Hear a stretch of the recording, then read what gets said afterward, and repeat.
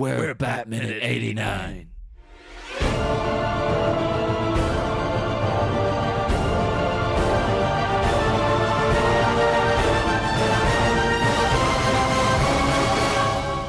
Hello, and welcome once again to Bat Minutes 89, the podcast where we analyze, scrutinize, and bust a move to Prince's trust, and put our trust in you, the listeners, 1 minute at a time.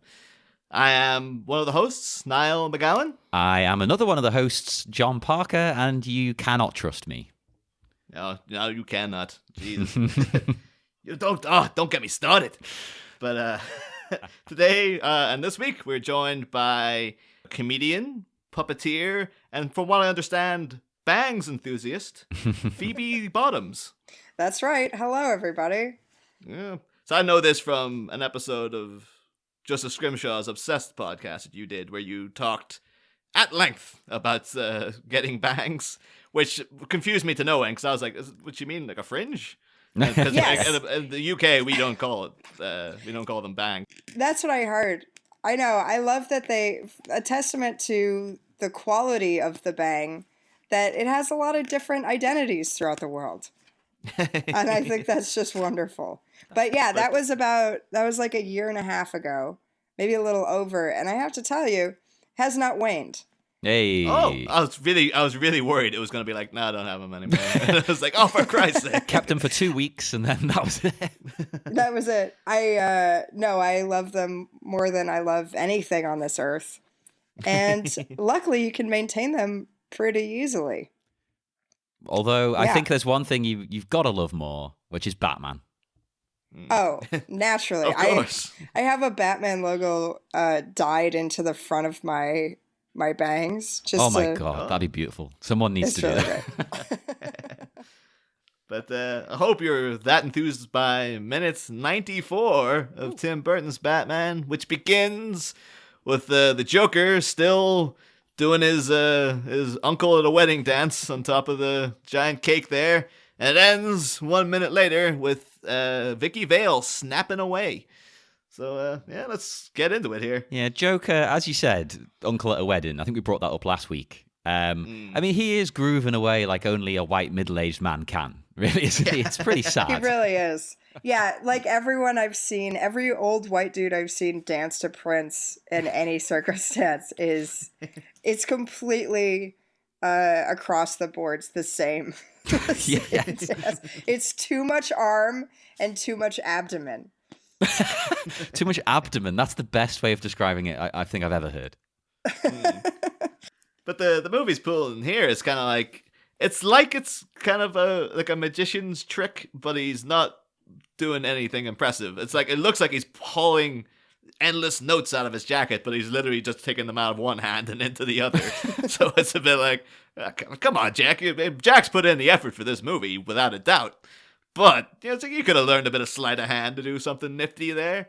I think he's like, nah, come on, I'm doing enough. I feel like the only practical learning experience for that is going to a strip club, and it just is a testament to the fact that Jack Nicholson has stayed out of them for a while, or at least just goes to them and throws giant wads of fistfuls of money at women. Well, hopefully real money, because originally in this scene it was supposed to be fake money with the Joker's face on it. That was the reveal. He's conning everyone. So I hope he didn't go into any clubs and pull the same trick. Well, like Jack dollars or something. As far as I'm concerned, that's worth slightly more than the U.S. Probably Mint. would be. I do wonder though that if that script, or the scripts that had that in it got out there, because that's the same as in Street Fighter, isn't it? It's like the Bison Dollars. Bison dollars, yeah. But I think, let's be honest, which is the more renowned movie out of the two? I don't think most people will even remember that from Street Fighter. Yeah, but hey, I remember it. I remember the grand twist ending, where you think Sagat's stolen all this money, and it turns out he stole the Bison Dollars, and wah, wah. But it brings up a question for me, though, because in this version, in the finished product, this movie we are watching, is the money real or fake? Because I think it must have been cut at the last minute, because it's like I'm in my head canon, it's still the fake money, but well, I thought the same thing, but surely, right? He's been throwing this around for ages now. The people picking it up, haven't complained. They've not rioted. They're still just grabbing as much as they can. You think someone would go, hang on a minute? I guess looking at, well, to be fair, the people of Gotham are idiots. They're so dumb. I feel like they'll take what they can get. Yeah, it's just like, well, why would you even go to this? This is the guy who poisoned the city, and you're going down to see his parade? It's like, no, of course they're all idiots. I think at this point it's just natural selection for Gotham City, to be quite brutally honest with you. Everyone's asked this question 1,000 times, but why would you still live there? Oh, yeah, we've brought this up as well. Why? Why does anybody spend any time there? I wonder makes no sense. It'd be great if, like, the school district is actually really good. It's like, it's completely falling apart in every sense except, like, well, the schools are great, so everyone just buckles down and just kind of, like, goes about getting murdered by weird becostumed villains because, they've got really high standardized test scores. Well, that would win me over, If you want to start a family, you could head to Gotham. Totally. Or if you're in the fashion industry, because these are some stylish people. That is not a bad point. That is a very accurate... that might be their chief output, is quality fashion. Oh, sorry. My dogs are going to the park. That's staying in because it's adorable. So it's there's going to be a lot of action for the next 20 seconds. That's perfectly fine. I forgot I was going to say something about the fashion, but that's too cute. I can't get back on the track. Oh, I think the textile district in Gotham must be exceptional, and that's honestly the best. That's the best reason I've ever heard for someone staying in Gotham. So thank you for that. I've learned something new. Maybe that's the big industry then, textiles. Absolutely. Yeah, and then that is why they stay, because we're making a killing. Well, do they they make their own suits? Do their parents make them? Do they hire? Is there like some factory in town that specializes in like couture villain attire? Oh, that would be good.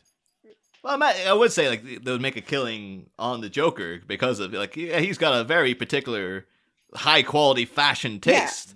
But then I can imagine like I don't think he legitimately buys them. I think he doesn't know.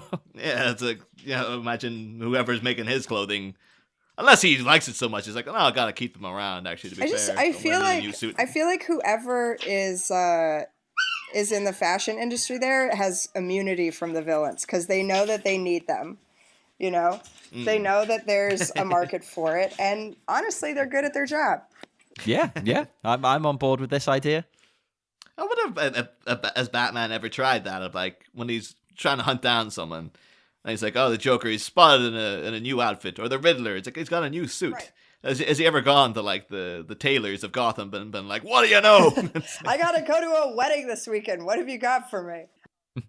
That would fit with the whole noir thing if you had to go around investigating the local tailors to see which ones outfitted the Joker. I would 100% watch that. Hell, a lot of them you can't really get away with. Like, well, I didn't know, because it's like if you're like hunting the Riddler, and then you're going like some guys ask for a suit that's literally covered. It's a green suit, literally covered in question marks.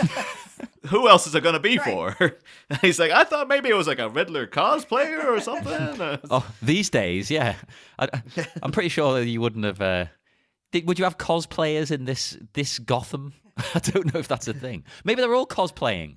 Maybe that's why they're all dressed like this. I do have to, let the drag us back into Jack's dance moves, but he does have a particularly lame one of around the time when the line in Trust is, how much it'll make you happy. You can have it all if it'll suit you right. Because he's doing this weird, like, it's a bit of jazz hands, and then he's kind of doing a bit of like a herky-jerky chicken thing, and he's getting into it. Points for enthusiasm, but still looks really, really lame, Although, can we rename Jazz Hands to Jack Hands, please? Oh, Jack Hands. I think he deserves it. After a long career, both Jack Nicholson and the character Jack, a long, fruitful history of quality output physically. Yeah, I'd give it to him. Oh, yeah. Jack Hands, move over, Bob Fosse, is what I say. But I'm always saying that, so... You're a big fan of Jack. We actually ask a lot of our guests. We normally save this for much later on, but it seems appropriate now to bring it up. Please. Do you think Jack Nicholson is a sexy man? Oh, decidedly not. Oh, see, good. You're on my side. Because Niall grew up thinking he was sexy. I thought he was. This is like it's like a seesaw. This friggin' question, because like I think the last person we asked was just an outright, "Oh yeah, Jack Nicholson's sexy," and now you're saying no. What? I was expecting some kind of morally, some sort of gray area of like, oh well, maybe, but it seems a lot of people are like, no, yes, no, yes, no. I would agree with the seesaw analogy, as I feel like it's either you go one way hard or the other way hard. There's not a lot of middle ground with Jack Nicholson. He's grown on me a lot, I would say just over the last couple of years even. So I'm going to need some time before I really succumb to his sexual prowess. I would say like the hottest I think he is probably Chinatown. Yeah, that makes sense. Yeah. I don't like his, this is going to be a very particular thing. I don't like his hair in that, so I think that's that weird. Jack Nicholson with his already very receded hairline, then doing a middle alfalfa-esque parting. It's like, this is weird. What's going on there? Well, I love him post nose cut in that movie, where he's kind of got like a snout bandage on. Yeah. So also, like, he's hiding half of his face, so I don't know if you can really use that as a full endorsement of my... That's why you like it, because you can't see it. Exactly. He's got like an eyes wide shut mask on, and that's how I roll. I think we've come to the conclusion that the people who do say, oh yeah, he's sexy, 9 times out of 10, it's literally just because of his charisma, though. It's not actually that they think he's that handsome a guy. Well, he kind of looks like a sentient potato. If you really stare at him for a long time, especially in this. Yeah, he just looks like a witch cast a spell on like a spud. And it's like, there you go. I don't think his charisma is like roilingly sexual, though. It's skeezy, which works for me in a lot of his roles. But I'm not like, curing the California drought over it. Just the crassest way of expressing that is my favorite feelings. way anyone's I'm really sorry. But also kind of a Chinatown callback. Yeah, So I thought that was realized. a deliberate thing. It's like, oh, it's just a nice little intertextual reference Can we there. That's pretty cut cool. out the part where I just realized that I did a Chinatown reference without... Leave that out, yes. That will stay out on your request. Thank you. Yeah, totally. Keep it in, John. I can hear your whispers. Yes, well... You don't have the whisper filter on Skype. Damn it. Yeah, then after that little bit of Jack's gyration, we get a nice aerial shot of the giant clown balloon. Oh, sure do. For like kind of getting it, because I think it's fully inflated now. Because we were talking last week about when it first comes out, it's like it seems to be kind of only partially going. Yeah, it looks as if it's lost. I could not figure out what it was when it first came out. It was like a limb. I thought it was maybe like supposed to look like a mine that you would find in the ocean. Oh, sort of. Does that make sense? Like the way that the pokey things came out. I can see that. I'm not making any sense. It's so confusing. And then all of a sudden he's got this Macy's Day Parade float coming out. I don't know. I feel like he has to figure out his branding a little bit better. Well, he's got all the Joker branding done overnight, as in that he's got jackets, he's got a helicopter, but he hasn't thought about this. I think this was a bit more spur of the moment. Like he's just thrown this together at the last second. Like, find me some kind of clown thing. That'll be fine. Well, I would argue that he's better at merchandising than branding. Ah, okay. Yeah, that's probably a good way to put it. Like the Joker thing, yeah, you can find... someone else invented that. He didn't come up with his own symbol, and that's fine. But I think that when he starts, he's all over the place. Like, I think the Riddler has really good branding. Okay, yeah. I don't get know. you. Yeah.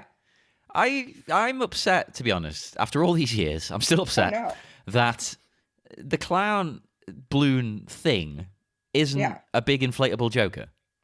That's what I'm saying, is he's missing opportunities to really, like, get his name out there. Yeah, yeah.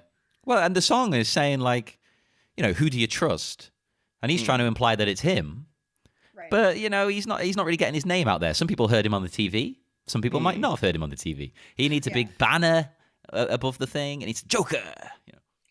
Or maybe like some stands, like a kiosk smattered around the chaos and the crowd, where that'd be people good. are handing out like free cups or Joker cups.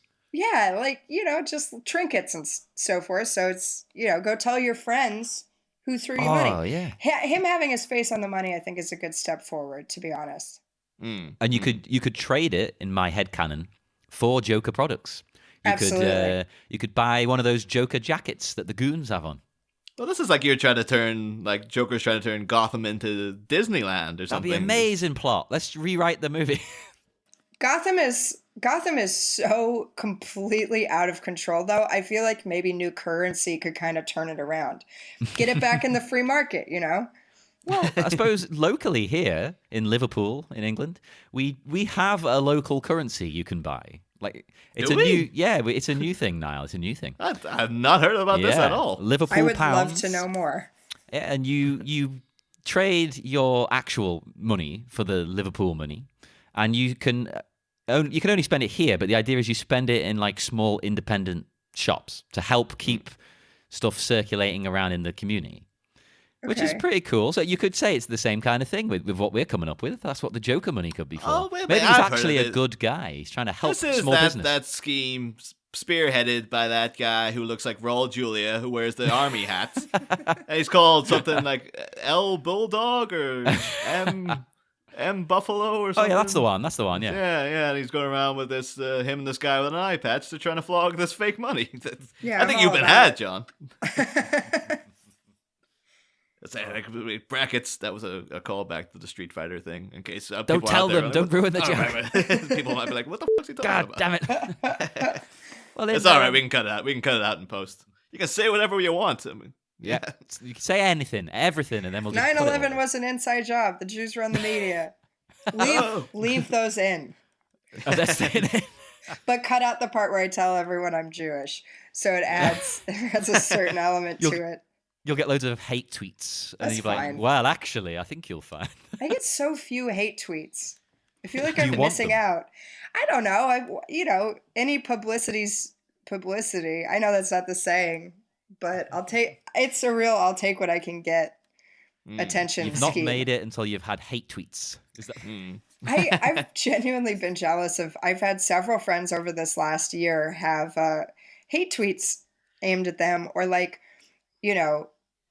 radical white supremacist Reddit pages go after friends of mine, and I'll be honest with you, I'm a little bit I'm a little jealous. It's like, what am I not Jewish enough? Am I not female enough to be hated by the worst group of people in this country?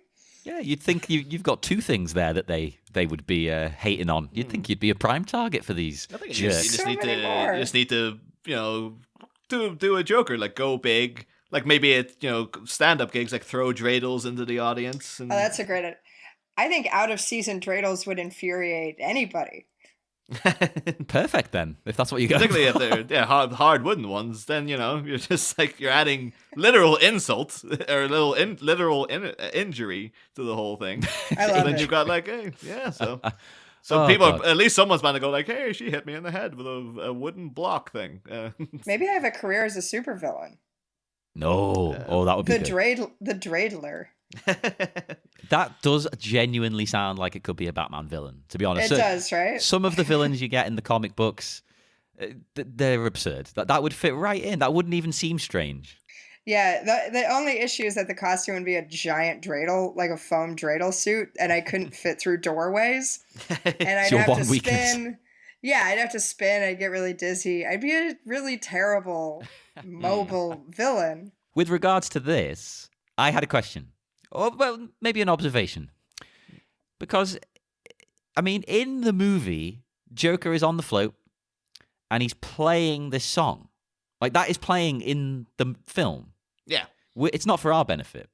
So these people, they're pretty damn lucky, right? They're getting treated to a hot new Prince track, which is awesome. How did Joker obtain this Prince track in the world of the movie? Well, maybe they're in communication because Joker's he's been out in the media. Prince has seen this guy, cool purple suit. Prince, as we all know, loves purple. So maybe he's like, maybe I feel an affiliation with this guy. Maybe I want to get in his. Plus, he's just like, I hear he's planning some sort of parade. Free publicity for Prince if you just blast out, a song the entire time. Well, because as we all know, Prince loved nothing more than sharing his music far and wide for free. Well, to be fair, he did give an album away free in the paper at one point, as I recall. So yeah, that was really strange. Was that just in the UK? Prince gave away an album with the newspaper. Yeah, I think it might have been a UK exclusive, but yeah, that was a thing. That was a thing.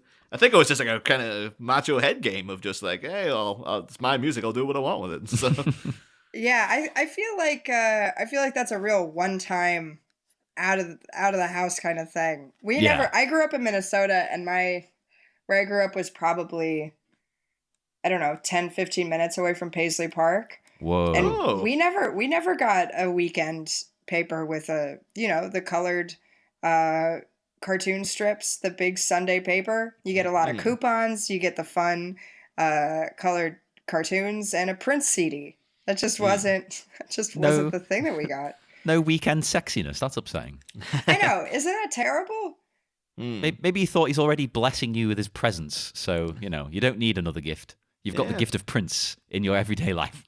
Like, what's your opinion on Prince in general, and just the soundtrack to this movie? Because apparently this is, it's kind of like divided a lot of people. But like, why the hell is there a Prince soundtrack throughout this whole thing? Here's my general thought of it. I think Prince should be on currency. At the very least, he should be on Minnesota's state quarter instead of the loon. Who cares about the loon? I don't. I have no idea who the loon is. It's a. It also sounds like a Batman villain. It does. No, it's just a heavy bird that goes underwater for a while, and they're great birds. That loon. Okay. Yeah, I love a loon, but get it off the quarter. Put Prince on there, and as far as I'm concerned, Prince can go wherever he wants, anytime, both physically, spiritually, and artistically. So put him in a Batman movie. Put him in a a YMCA shower. I don't care. If Prince is there, I'm happy. You are on the right podcast then. We are big Thank Prince you. lovers. Yeah. I can imagine though, going back to your point, John, as well, is the fact like the Joker is also a criminal. There's a good chance that he's just doing this completely illegally, and at the end of it, if he, spoilers for the Joker might not make it out of this movie alive, guys. But there is also the chance that like he would have been landed with a massive lawsuit. That's the sequel. His greatest crime is torrenting music, just unlicensed. So he's the original sort of group, like he's the original person uploading Prince's tracks to YouTube, basically, and then Prince has to go and get him taken down every 5 minutes. Well, he did. Obviously, he can't now, sadly. It's like, one of the things he actually does as well, that you don't see in the film, is like along with the wads of money, so he's actually throwing out cassettes of pirated music as well. Yeah, he's just copied Prince tapes. Yeah, the Prince. He's got some Megadeth in there. He's got Stormtroopers of Death. He's got. I don't know. I've gone for two heavy metal bands with death in the title in a row there, but especially when he's grooving away like that. I reckon the lining of that jacket, if he opened it up, it would just have tapes sort of stuck to the inside. Like, want to buy a tape, kids? Want to buy a tape? He just hangs out in like high school parking lots.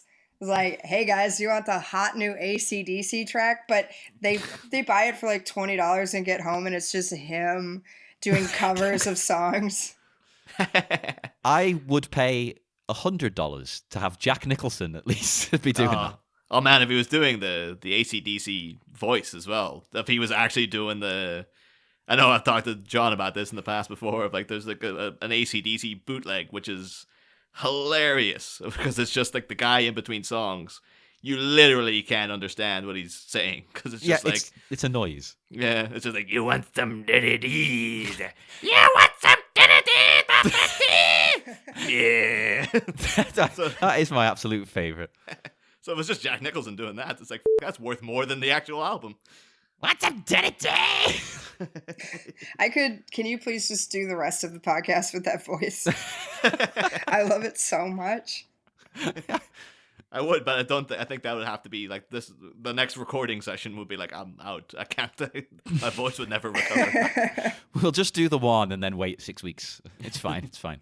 But Anyway, what actually happens next? So it's a lot of crowd shots though. But there is one good one where you do get to see a couple of the little subsections of Gotham, because you get like various people grabbing the money. You get one what looks to be like a schoolgirl in like a varsity jacket, which I'm guessing this is like what, Gotham High jacket or something. Gotham High. I can't imagine anyone going to school here. Although, as we discussed earlier, the schools are excellent. So obviously I'm wrong, but I just can't picture it. Well, she's with a guy who also has one, so I guess they have a real point of pride.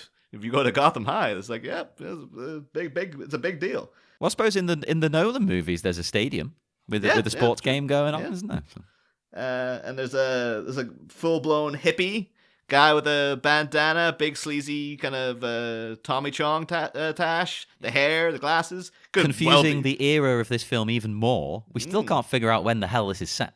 To be fair, it could just be Tommy Chong as well. It's just showing up. He's just like, hey, I'll be in a Batman movie, man. Yeah, of course.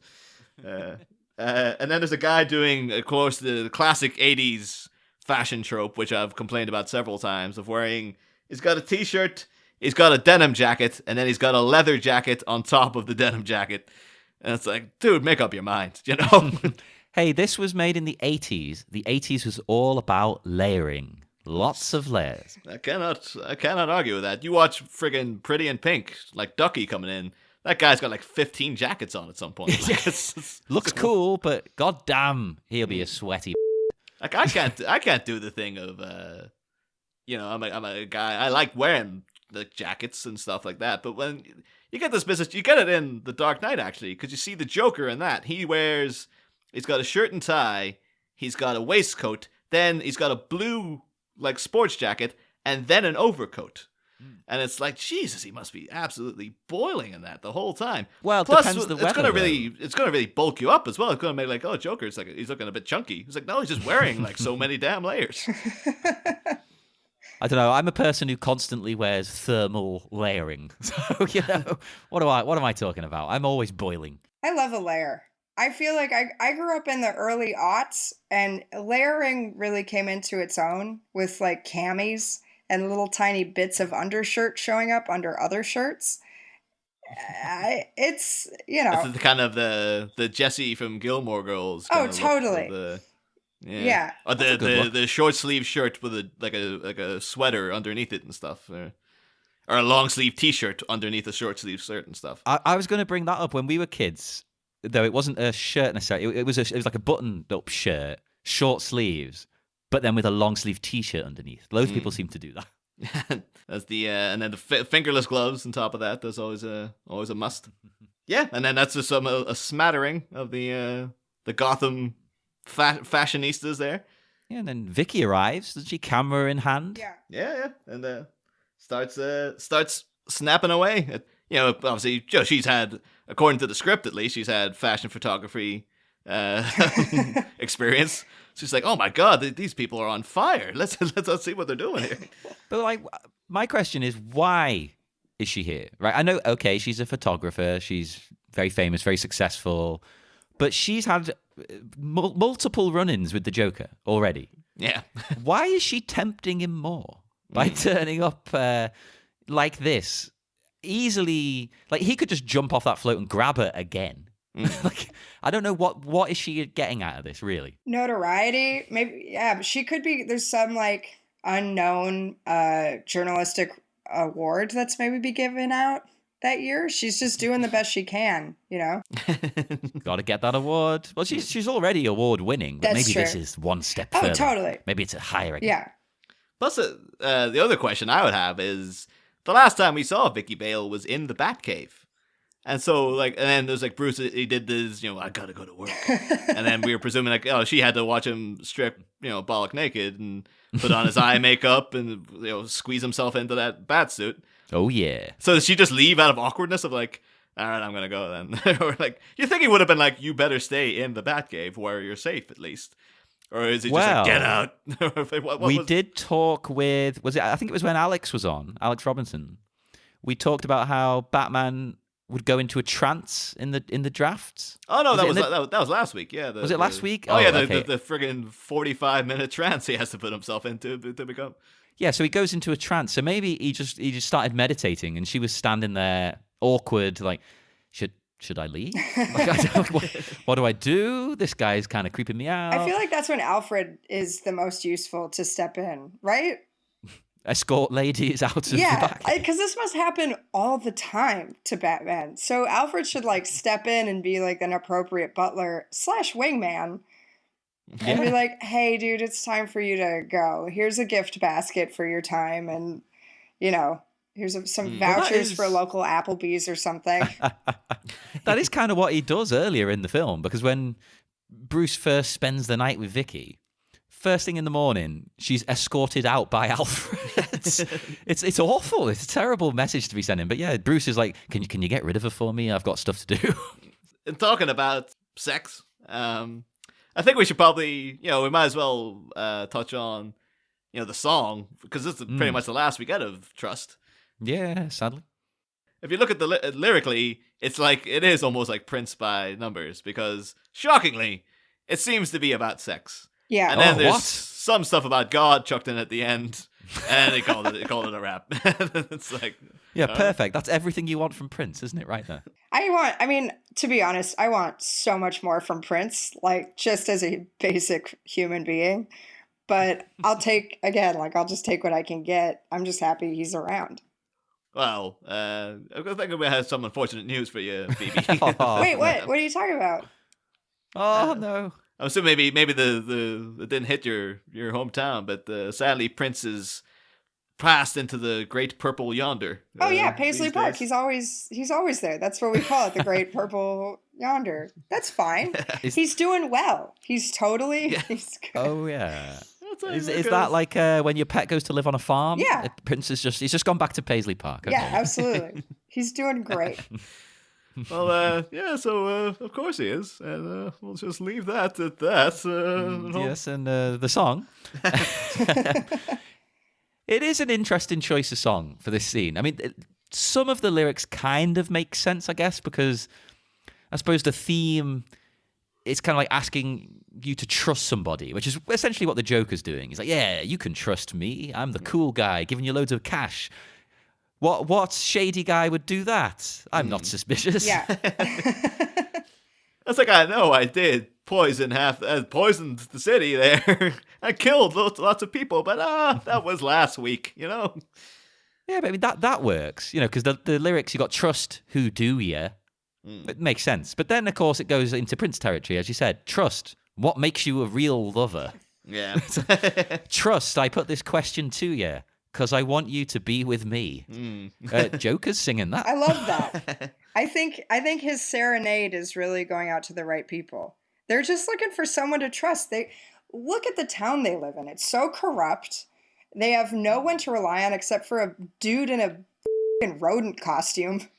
And maybe they just want someone else who they can put their faith into. I get it. Yeah, okay. I can see that, because even before the Joker showed up, the city was awful, wasn't it? It was terrible. There was crime everywhere. So I suppose, yeah, this fun-loving guy comes along saying he wants to help you. I suppose you would be in the right position to fall for that. Absolutely. It also has a little bit of the Joker's ego, because it's recovered numerous times that he's a bit of a narcissist, this guy. Because it has the line then in the final verses of like, who do you trust if you can't trust God? So I'm assuming that's kind of like, who can you trust if not me? Right. That's kind of like, is elevating himself to God status. It's a bold statement. We can all agree on that. Yeah. Now, that would be the point where I think most of the crowd would be like, hang on a minute. You probably shouldn't be doing that.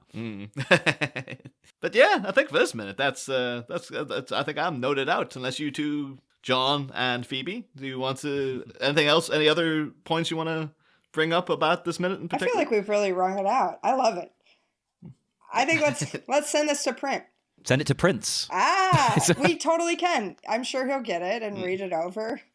He's probably hanging out at Paisley right now, reading fan mail. Literally dread the idea that Prince might know that we're mentioning him in something, because I think he might be like, lawsuit. It's like you're saying my name without my his family released all of his music to Spotify and stuff. So there really isn't any litigious action being taken against anybody anymore, which I think is sort of the saddest thing. It's not like when Michael Jackson died and then because he owned all the rights to all the Beatles songs and then everyone could listen to the Beatles again.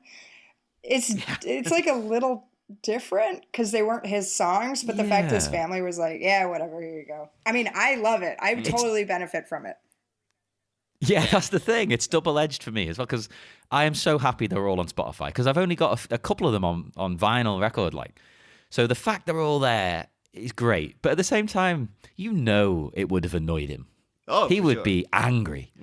I do remember the night he died because I remember that night YouTube opened up. I was like, they're all here. They're all the Prince songs. Them all appeared at the one time. As if someone was waiting for it to happen. And they're like, oh, Let the floodgates open. Yeah. They had it up on their computer for years and years, just with the mouse on the upload button, and they were waiting. I do like the idea as well that I like the idea. I am convinced though that somebody's job in some major newspapers and stuff is writing up obituaries for all old celebrities. People are like, they ain't got long. So let's just have an obit just to hand. And then it's just who went today? Kirk Douglas? No problem. Right, there you go. Got it ready, yeah. And they're probably holding out. That one's freaking gathering dust now. It's like, Jesus, this guy won't go. So what's going on? They wrote it 35 years ago. But we should probably depart. We'll head off into that dark, dark night. But before we do, Phoebe, where can our good listeners find you online? Well, hey guys, welcome to How to Reach Me time. You can find me literally on the internet under my name anywhere. It's Phoebe Bottoms, Phoebe. Phonetically, it makes no sense, so I feel obligated to tell you how it's spelled. Instagram, Twitter. My website is phoebebottoms.com. You can send me a message if you want, some kind of fun note. It looks like junk when I get it because Google or GoDaddy doesn't really interface well, but that makes it even more of a fun surprise. I think it's some kind of spam, and then it's a note from a new friend. So, is that, or you can call me, you can get in touch with my manager and hire me for your upcoming, I don't know, whatever. I'll do whatever you want. Like an odd job, I'll help Any you event. move, I'll do a podcast. I really hope someone hires you to help them move now. That'd be amazing. If you want to get in touch with us, we are available everywhere. We're on Facebook at the BatMinute89 Listeners Society, or you can tweet us at BatMinute89 and check us out on iTunes as well, because that's very helpful. Helps all podcasts if you do that. Give us a review, and we'll love you. We'll give you a shout out. And yes, join us again on Wednesday, because we'll be back with minute 95 of Batman. Next time, it's a bird, it's a plane, it's a future Birdman in a plane. So while the Ace of Knaves paves pedestrians with paper pay dirt, which agonized aristocrat will attempt an audacious aerial arrival? Find out Wednesday, same Bat Pod. Different Bat Minute.